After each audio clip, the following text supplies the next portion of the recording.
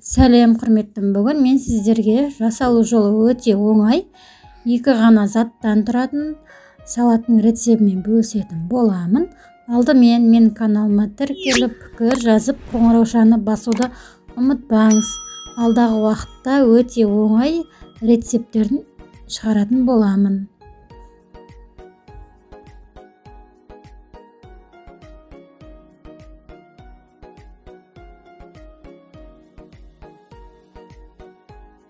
Алдымен бір ғана қиярымызды аламыз, керек емес жерлерін алып тастап, өзіңіз қалағандай етіп кесе беруге болады.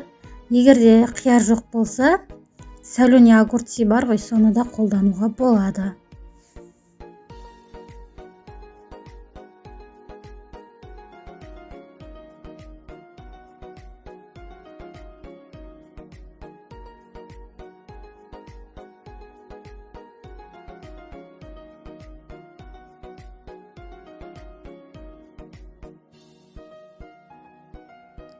Келесіде піскен қызылшаны алып, оны да соломка етіп кесіп аласыздар. Достар, мен бұл жерде бір ыдысқа ғана салатын етіп жасағанмын. Сіз қажетіңізге қарай осы рецеппен көбейте беруге болады.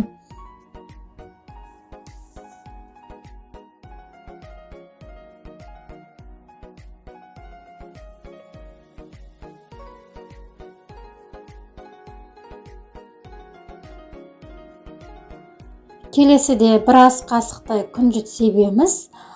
Күнжітті себе отырып, жақсылап араластыратын боламыз. Міне сонымен салатымыз дайын, өте оңай.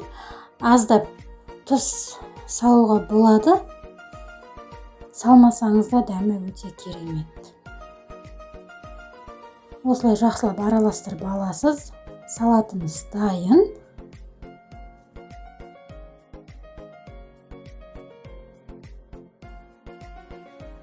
Осымен 5 минуттық салатымыз дайын. Дастарханыңызға ұсына берсеңіз болады. Ас болсын, жасап көріңіз. Менің каналыма тіркеліп, пікір жазып, қоңыраушаны басуды ұмытпаңыз. Сіздің қолдауыңыз мен үшін өте маңызды. Мен сізді каналымда күтем. Сау саламатта болыңыз. Сізбен бірге болған Марзия.